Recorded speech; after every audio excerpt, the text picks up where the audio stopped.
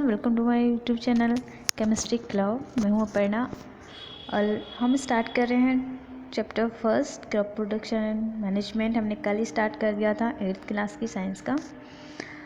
हमने यहाँ तक पढ़ लिया था कि क्रॉप किसे कहते हैं। उसके आगे हम आज नेक्स्ट करेंगे। You already know that crops are of different types of cereals, vegetables and fruits. This can be classified on the basis of season in which they grow. हम सबको पहले से ही पता है कि क्रॉप्स क्या होते हैं। अलग अलग टाइप के दालें होती हैं, सब्जियां होती हैं, फल होते हैं कि और दिस कैन बी क्लासिफाइड, इनको सीजन के हिसाब से जिस सीज़न में वो होती हैं हम उनको ग्रो कर सकते हैं। उन्हीं के बेसिस पे उनको क्लासीफाई किया गया है। India is a vast country. The climatic conditions like temperature, humidity and rainfall vary from one region to another.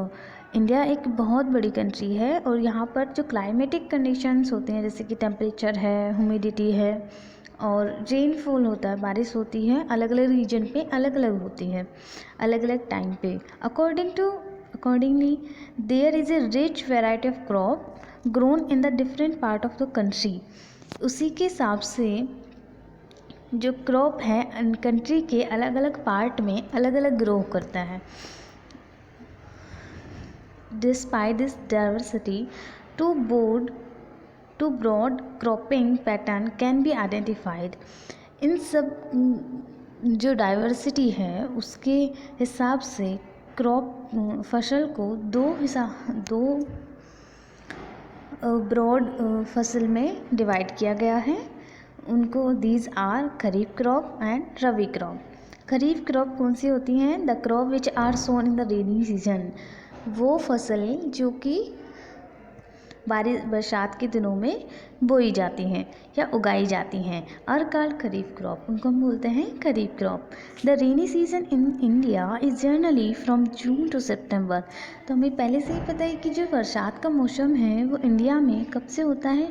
Generally जून से और सितंबर तक, जिसमें कि हम पैडी, मेज, सोयाबीन, ग्राउंडनट एंड कॉटन आदि खरीफ क्रॉप, जिसमें कि हमारी जो खरीफ की जो फसलें हैं वो कौन कौन सी हैं? पैडी है, मक्का है, सोयाबीन है और मूंगफली है और कपास है। वो सब क्या है? हमारी खरीफ की फसलें हैं जो बरसात के मौसम में हम उगाते हैं। रबी की क्रॉप्स क्या होती हैं? Crops grow in the winter season. वो फसल जो कि सर्दियों के मौसम में बोई जाती हैं या उगाई जाती हैं। और सर्दियों का मौसम हमें पता है कि कब से स्टार्ट होता है? अक्टूबर से मार्च तक। और उनको हम बोलते हैं रबी की crops. Example of rabi crops are, जो एग्जाम्पल हैं जैसे कि वीट, गेहूँ और चना हो गया, मटर हो गई, सरसों हो गई, ये सब क्या है? रबी की फसलें हैं। Beside these pulses and vegetables are grow during summer at the many places. बहुत सारी जगह पर गर्मियों में भी कुछ दालें और कुछ सब्जियां उगाई जाती हैं। सेकेंड हम पढ़ेंगे basic practices of crop production. जो क्रॉप हम प्रोड्यूस कर रहे हैं उसकी कुछ प्रैक्टिस हैं बेसिक। बूजो पूछ रहा है why paddy can not be grow in the winter. जो हमारा पैडी है उसको हम सर्दियों के मौसम में क्यों नहीं उगा सकते? Paddy require a lot of water. Paddy का मतलब होता है जैसे धान, ठीक है, जो चावल की खेती होती है। पैडी को तो पहली बोल रही है कि पैडी को बहुत सारे पानी की ज़रूरत होती है। Therefore is grown only in the rainy season. इसी वजह से उसको हम केवल बरसात के मौसम में बो सकते हैं। Cultivation of crop involves several activities undertaken by farmer over a period of time. जो क्रॉप फसल हम करते हैं वो बहुत सारी जो किसान हैं हमारे, बहुत सारी एक्टिविटीज़ करने के बाद हम उनको एक टाइम के लिए छोड़ देते हैं। उसके बाद हमारी जो फसल है वो प्रॉपर तैयार हो जाती है। तो you may find that these activities are similar to those of carried out by gardener or even by you when you grow ornamental plant in a house. अब हम ये भी देख सकते हैं कि ये जो एक्टिविटीज़ हैं वो हमारे सिमिलर होती हैं, किससे, माली से, या फिर हम इवन ये हम अगर हम अपने घर में भी कोई प्लांट लगा रहे हैं तो उसकी देखभाल के लिए जो जो हम करते हैं एक्टिविटीज़ वो सेम होती हैं, जैसे कि हम करते हैं ऐसे ही किसान करते हैं खेत में फसल उगाने के लिए। दीज एक्टिविटीज़ और task are refer to as agriculture practice. ये जो एक्टिविटीज़ हैं या टास्क हैं कि जो एक्टिविटीज़ हैं वो उनको हम क्या बोलते हैं, एग्रीकल्चर प्रैक्टिस, ठीक है, agriculture practice which are listed below. और उनको हमने 7 पार्ट में डिवाइड किया है। फर्स्ट है preparation of soil, sowing, preparation of soil की प्रिपरेशन करनी है, सोइंग मतलब बोना है, एडिंग मैन्योर एंड फर्टिलाइजेशन, उसमें फर्टिलाइजेशन और खाद वगैरह ये ऐड करने हैं, इरिगेशन उसका अच्छे से पानी वगैरह लगाना है, प्रोटेक्शन फ्रॉम द वीड्स से उनको कैसे, कीट पतंगों से उनको जो फसल है उनको कैसे प्रोटेक्ट करना है, हार्वेस्ट कैसे करना है, स्टोरेज कैसे करना है, ये हमने इसमें एग्रीकल्चर प्रैक्टिस में इंक्लूड किया है। फर्स्ट हम पढ़ेंगे preparation of soil. Preparation of soil is the first step from growing A crop. Preparation of soil जो फर्स्ट स्टेप है जब हम किसी क्रॉप को ग्रो करने से पहले। One of the most important tasks in agriculture is to turn the soil and loosen it. सबसे ज़्यादा ज़रूरी जो टास्क है एग्रीकल्चर प्रैक्टिस में वो कौन सा है कि जो हमारी मिट्टी है, सॉइल है, उसको अच्छे से, उस मिट्टी को अच्छे से बनाना या लूज़ करना। This allow the roots to penetrate deep into the soil. इसमें क्या होता है कि जो सॉइल है वो सॉइल को अंदर से पेनिट्रेट करता है, बिल्कुल डीप तक चला जाता है, जो कि जो हमारी रूट होती हैं क्रॉप या फसल की, वो उस जो हमारी सॉइल है जिसको हम प्रिपेयर कर रहे हैं उसको अच्छे तरीके से पेनिट्रेट करके उसको काट कर अंदर चला जाए, ठीक है। The loose soil allow the root to breathe easily even when they go deep into the soil. तो अगर लूज़ होगी हमारी सॉइल तो तभी तो जाएगा ना अंदर, रूट हमारी तभी तो अंदर जाएगी। अगर हमारी टाइट सॉइल होगी तो कैसे अंदर जाएगी रूट। इसीलिए जो हमारी जो रूट है वो अच्छे से लूज़ सॉइल में ही जाएगी। तो हमें पता चल गया कि जो हमारी जो मिट्टी है उसको कैसे रखना है, कैसी रखनी है, लूज़ रखनी है, ठीक है। Why does the loosen of soil allow the root to breathe easily? और जिससे जब हम लूज़ उसको छोड़ते हैं और जिससे हमारी जो रूट है वो अंदर पेनिट्रेट हो जाती है तो ईज़िली वो ब्रीथिंग भी कर सकती है, ठीक है। तो इसमें क्वेश्चन है कि हम सॉइल को क्यों लूज़ करें जिससे वो जो हमारी रूट है वो ईज़िली ब्रीथ कर रही है। क्यों कर रहे हैं हम, लूज़ क्यों करें। तो the लूजन soil help in the grow of earthworm and microbes present in the soil. जो लूजन सॉइल होती है वो क्या करती है, हमारे जो अर्थवर्म होते हैं, केंचुए होते हैं या माइक्रोब्स जो हमारे सॉइल में प्रेजेंट हैं उनका ग्रोथ करने के लिए हेल्प करती है। These organisms are friend of farmer. ये जो अर्थवर्म हैं ये क्या कहलाते हैं, फार्मर के फ्रेंड्स कहलाते हैं। Since they further turn and loosen the soil and add humus to it. तो ये इनका काम क्या है कि ये जो सॉइल जो हमारी लूज सॉइल है उसमें ह्यूमस को ऐड कर देते हैं। But why the soil need to be turn and loosened. तो इसमें एक और क्वेश्चन है कि क्यों ज़रूरत है सॉइल को लूज़ होने के लिए या टर्न होने के लिए। You have learn in the previous classes, हमने पहले ही क्लासेस में पढ़ चुके हैं that soil contain minerals, water, air and some living organisms.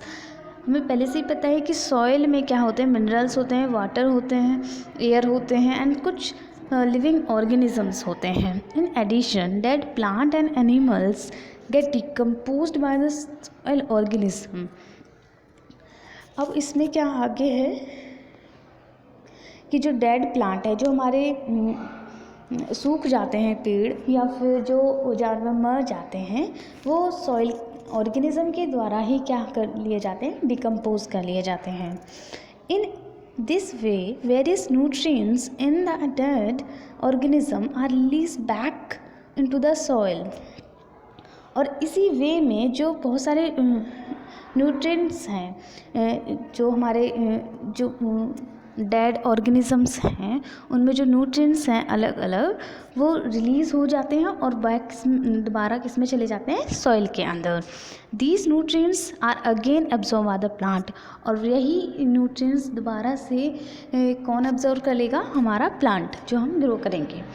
Since only a few centimetres of the top layer of soil supports plant growth. अब हमें since केवल मतलब थोड़ी सी सेंटीमीटर पर ही हमारी जो सॉइल की सबसे टॉप लेयर होती है, वो प्लांट ग्रोथ को सपोर्ट करती है। Turning and loosening of the soil bring the nutrient rich soil to the top so that plant can be use this nutrients. तो जो टर्निंग है और लूजनिंग और सॉइल की है, जो वो क्या करती है, जो न्यूट्रिएंट्स रिच होती है सॉइल होती है, और जो हमारे जो माइक्रो ऑर्गेनिज्म हम उसमें ऐड कर रहे थे या ग्रो हो रहे थे, जैसे कि अर्थवॉर्म है, वो क्या करते हैं, ह्यूमस बना देते हैं। ह्यूमस क्या होता है, हमारा ह्यूमस जो मिट्टी के ऊपर जिस न्यूट्रिएंट रिच लेयर होती है, वो प्लांट के द्वारा क्या कर ली जाती है, यूज़ कर ली जाती है। इसीलिए ही क्या है, हम जो हमारी सॉइल है उसको क्या कर रहे हैं, लूज़ कर रहे हैं। ठीक है। दस turning and loosening of soil is very important for cultivation of crop. तो टर्निंग और लूजनिंग सॉइल की बहुत ज़रूरी है फसल को उगाने के लिए या कृषि करने के लिए। The process of loosening and turning of the soil is called training and planning. तो इस लूजनिंग एंड टर्निंग प्रोसेस को सॉइल की क्या बोलते हैं हम, जुताई या फिर ऐसे ही टिलिंग या playing. This is done by using A plough. ये किसके द्वारा कंप्लीट की जाती है, प्लाव। प्लाव का मतलब होता है हल होता है ना, हल की। Plough are made of wood और आयरन। जो प्लाव है, हमारा हल है, किससे बना होता है, लकड़ी से और लोहे से। If the soil is very dry, अगर सॉइल हमारी क्या है, बिल्कुल ड्राई है, it may need watering before प्लाइंग।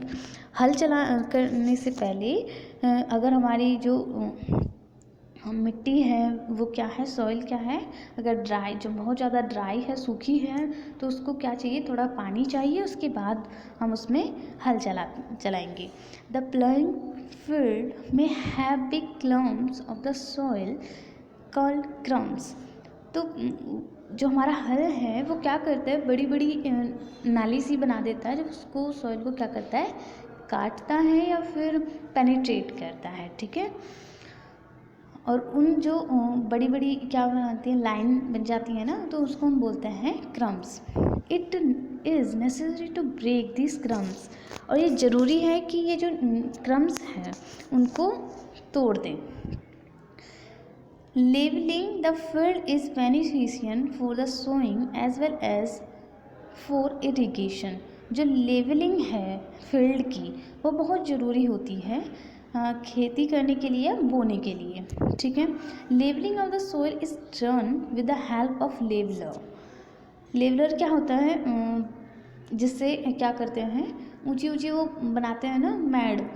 ठीक है। वो बनाते हैं ना, क्यारी बनाते हैं, उसको बोलते हैं लेवलिंग। और ये किसके द्वारा की जाती हैं, लेवलर के द्वारा। ठीक है। Sometimes manure is added to the soil before tilling. हाँ, जुताई करने से पहले कुछ हम उसमें खाद वगैरह डालते हैं ना, तो उसको बोलते हैं मैन्योर ऐड करते हैं सॉइल में, उसको और ज़्यादा फर्टिलाइज करने के लिए या फिर अच्छी बनाने के लिए, ठीक है। This help in the proper mix of manure with the soil. और जब हम उसको पहले ही डालेंगे तो हमारा जो हल है वो क्या करेगा, उसको अच्छी तरह से मिट्टी में मिला देगा, मिक्स कर देगा, ठीक है। The soil is motion before sowing. The soil है वो क्या है, बिल्कुल अच्छे से मोस्ट मतलब थोड़ा सा पानी है, थोड़ा सा सूखी है, तो अच्छे मतलब बोने से पहले क्या है, अच्छी हो गई है, लूज़ हो गई है और टर्न हो गई है। Agriculture implements. एग्रीकल्चर इम्प्लीमेंट्स का मतलब जो हमारे खेती में या एग्रीकल्चर में हमारे औजार यूज़ हो रहे हैं। बिफोर सोइंग द सीड, जो हमारे बीज हैं उनको बोने से पहले, it is necessary to break soil crumbs to get better yield. अगर ज़्यादा मतलब हमें चाहिए कि हमारी जो फसल है वो अच्छी हो, तो उसको करने के लिए हमें जो क्लम्स हैं सॉइल के उनको तोड़ना पड़ेगा। This is done with the help of various tools. और इसको जो क्रम्स हैं उसको तोड़ने के लिए सबसे पहले हम क्या करते हैं, बहुत सारे टूल्स हैं, उनकी हेल्प से हम उसको तोड़ सकते हैं। The main tools use for this purpose are plough, hoe and cultivator. तो जो मेन टूल्स हम यूज़ करते हैं इस पर्पज़ के लिए, सबसे पहले होता है प्लाउ, हल, हॉय। हॉय भी एक हल की तरह ही होता है, और एक कल्टीवेटर होता है। कल्टीवेटर तो आप सब जानते ही होंगे, ठीक है। तो सबसे पहले है प्लाउ। प्लाउ का मतलब होता है हल।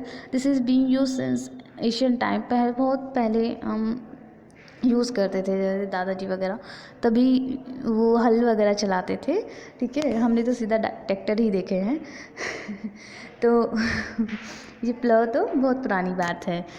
Times for the tilling the soil, adding fertiliser to the crop. और पहले ये टिलिंग करते थे सॉइल का, फिर फर्टिलाइजर, क्रॉप में फर्टिलाइजर ऐड करते थे, removing the weeds and turning the soil. और वीड्स को हटाते थे और रिमूव करते थे फर्टिलाइजर से, या फिर उसको सॉइल को टर्न करते थे। This is made of would अभी हमने पहले भी पढ़ा था। ये किससे बना होता है, लकड़ी से बना होता है। And drawn by pair bulls. और इसको कौन चलाता था, दो बैल चलाते थे, और भी मतलब बैल या फिर और एनिमल्स होते हैं वो चलाते थे, जैसे हॉर्स भी चलाते थे, कैमल्स भी चलाते हैं। It contain a strong triangular iron strip.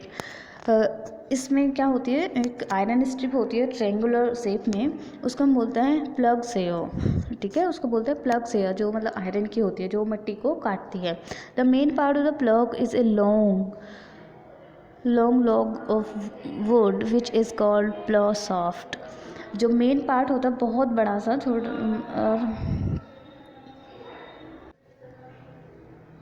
थोड़ा बड़ा सा होता है लकड़ी का, उसको हम बोलते हैं प्लग साफ्ट, ठीक है, हल्का साफ्ट।